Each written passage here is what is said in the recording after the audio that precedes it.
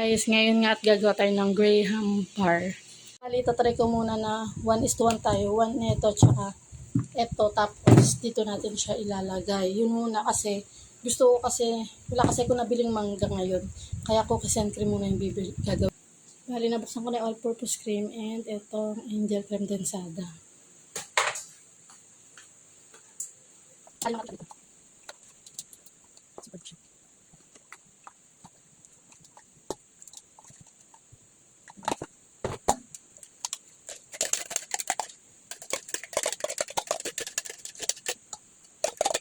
Gamit tayo nitong hand mixer. Kailangan natin ito para mag-audible ang size niya.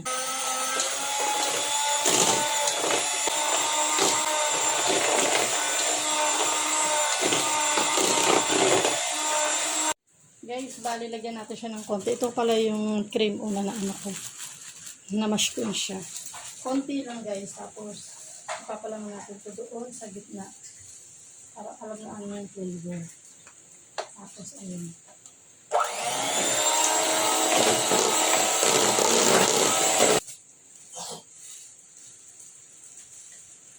Tapos natin siya.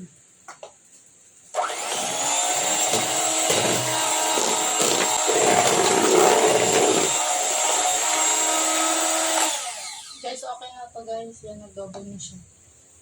Guys, bali yan. Mag-assemble na tayo. Bali, ito na siya. Ating graham crackers.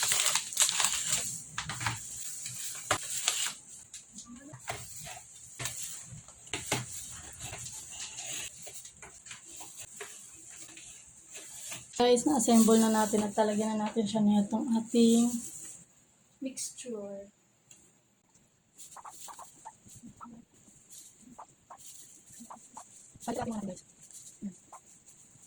Tapos lagyan natin siya nito guys, yung ginawa natin.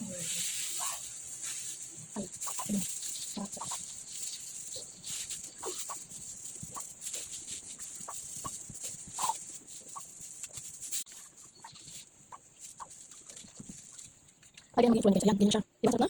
Tapos siya lagyan natin itong cream.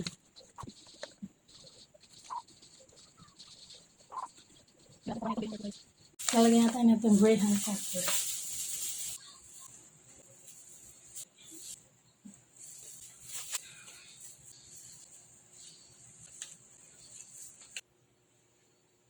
Siya. Bali matigas na siya and ibabalot na natin siya. Ito nga pala yung mga foil na guys, ito siya.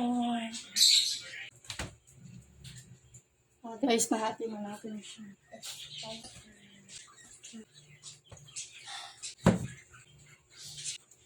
Right square.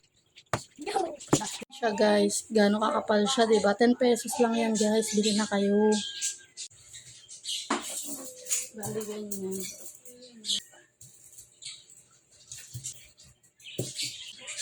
Bali ayun.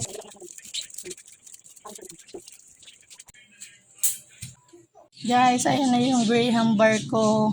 Flavor nito cookies and cream. Meron tayong tig 30 pesos. Ayan siya, mahaba siya. Para sa mga mabibitin dito sa akin tig 10 pesos. Para sa mga bata naman to. Na 10 pesos lang ang pera. Ayan.